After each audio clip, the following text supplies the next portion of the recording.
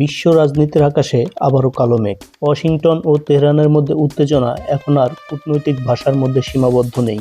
এটি ধীরে ধীরে ঢুকে পড়ছে হুমকি, প্রতিশোধ ও সরাসরি সংঘাতে। আর সেই উত্তেজনার কেন্দ্রেই রয়েছে ডোনাল্ড ট্রাম্প। ইরানে যখন রাস্তায় রাস্তায় আগুন, স্লোগান আর বিক্ষোভ, ঠিক তখনই তেহরানের ক্ষমতা কেন্দ্র থেকে উঠে এলো এক ভয়ঙ্কর প্রস্তাব। ইরানি শাসক গোষ্ঠীর এক ঘনিষ্ঠ মুখ প্রকাশ্যে বললেন, ট্রাম্পকে মাদুরো স্টাইলে ধরে আনা উচিত।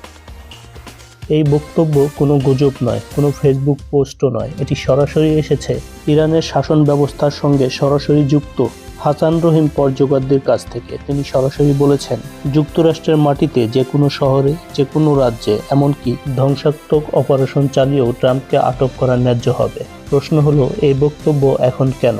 উত্তর লুকিয়ে আছে ইরানের রাস্তায়।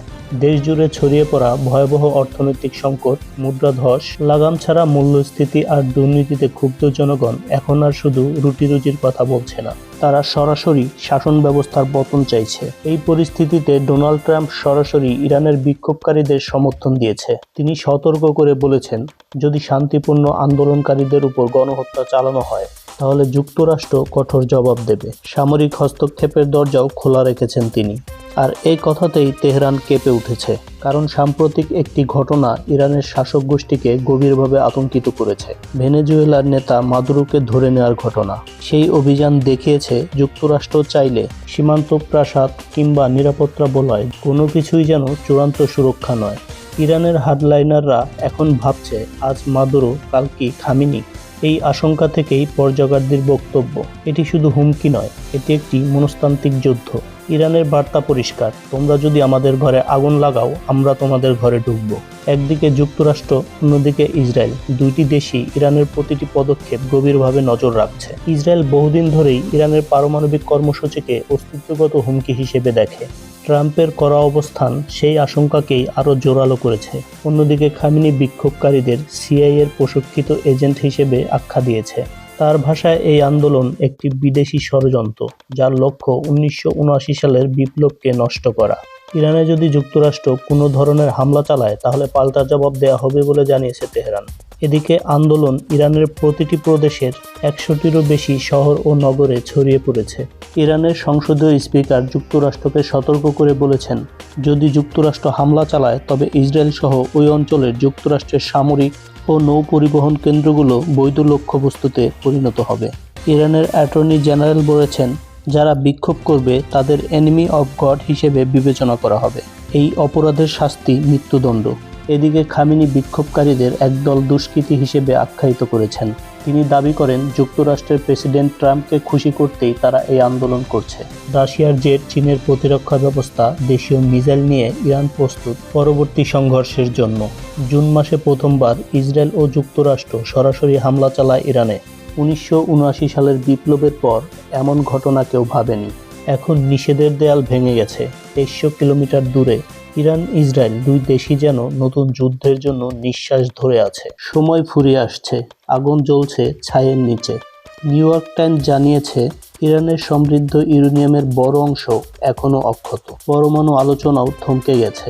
আঞ্চলিক কর্মকর্তারা বলছেন, ইরান ইসরায়েল যুদ্ধ এখন শুধু সময়ের অপেক্ষা মাত্র। ইসরায়েল মনে করে ইরানের পরমাণু কর্মসূচি তাদের অস্তিত্বের হুমকি, তাই নতুন আঘাত প্রায় নিশ্চিত। তবে এবার আগুনের জবাব দেবে আগুন। বিশেষজ্ঞ আলী ভায়েজ বলছেন, জুনের মতো নীরব থাকবে না ইরান। আগের চেয়ে দ্বিগুণ শক্তভাবে পাল্টা আঘাত আসবে। ইরান ইতিমধ্যে প্রস্তুতি নিচ্ছে পরের রাউন্ডের জন্য। দিনরাত চলছে ইরানের মিসাইল কারখানা। ইরানের কারখানাগুলোতে 24 ঘন্টা কাজ চলছে। তাদের এবারের লক্ষ্য একসাথে 2000 মিসাইল। জুনের যুদ্ধে তারা নিক্ষেপ করেছিল 500-র মতো। ইসরায়েল ও যুক্তরাষ্ট্র 85 থেকে 90% আটকাতে পেরেছিল, কিন্তু প্রায় 48টি মিসাইল ভেদ করে ঢুকে যায় ইসরায়েলের ভেতরে। রিফাইনারি, হাসপাতাল, গবেষণা কেন্দ্র, কোনো কিছুই নিরাপদ ছিল না। ইরান বলছে, আকাশ ছিল আমাদের দখলে। পররাষ্ট্রমন্ত্রী আরাকচি বললেন, জুনের যুদ্ধের চেয়ে আজ আমাদের মিসাইলের শক্তি অনেক বেশি। এদিকে ইরানকে প্রতিনিয়ত শক্ত করে তুলছে দুই দৈত্য, চীন ও রাশিয়া। ইউরোপীয় গোয়েন্দারা জানায়, চীন থেকে কঠিন জ্বালানি তৈরির রাসায়নিক আসছে ইরানে। চীনের SQ-9 এয়ার ডিফেন্সও যাচ্ছে ইরানে। রাশিয়া দিচ্ছে MiG-29। আর আলোচনায় আছে মস্কো ইরানকে 48টি Su-35 জেট দিতে পারে। অন্যদিকে ইসরায়েল রয়েছে মহাচাপে। জুনের যুদ্ধে তারা দিনে ইরানের 100 মিসাইলের ঢেউ দেখেছে। এক সপ্তাহের মাথায় ইসরায়েলের ডিফেন্স মিসাইল মজুদ প্রায় শেষ হয়ে আসে। মার্কিন থার্ড সিস্টেম একাই 150টি মিসাইল নিক্ষেপ করেছে। এটি ছিল যুক্তরাষ্ট্রের মজুদের 1/4। ঠিক এ কারণেই 12 দিনের মাথায় ইসরায়েল যুদ্ধবিরতিতে রাজি হয়। তাই ইসরায়েলও দৌড়াচ্ছে অস্ত্র বাড়াতে, মার্কিন যুক্তরাষ্ট্রও মদদ দিচ্ছে দুহাত ভরে। সব মিলিয়ে ইসরায়েল, যুক্তরাষ্ট্র এবং ইরান সবাই প্রস্তুতি নিচ্ছে ভয়াবহ সংঘর্ষের। খুব শীঘ্রই হয়তো বিশ্ব নতুন একটি ভয়াবহ যুদ্ধের সাক্ষী হতে যাচ্ছে। তো বন্ধুরা, ভিডিওটি ভালো লাগলে একটি লাইক করে দিন। তো ইরান কি পারবে যুক্তরাষ্ট্র ও ইসরায়েলকে একটি উচিত শিক্ষা দিতে? কমেন্টে জানিয়ে দিন আপনার মূল্যবান মতামত। ভিডিওটি শেয়ার করে সকলকে দেখার সুযোগ করে দিন। আর প্রতিনিয়ত এ ধরনের তথ্যপূর্ণ ভিডিও পেতে আমাদের চ্যানেলটি সাবস্ক্রাইব করুন এবং ফলো করুন আমাদের ফেসবুক পেজ।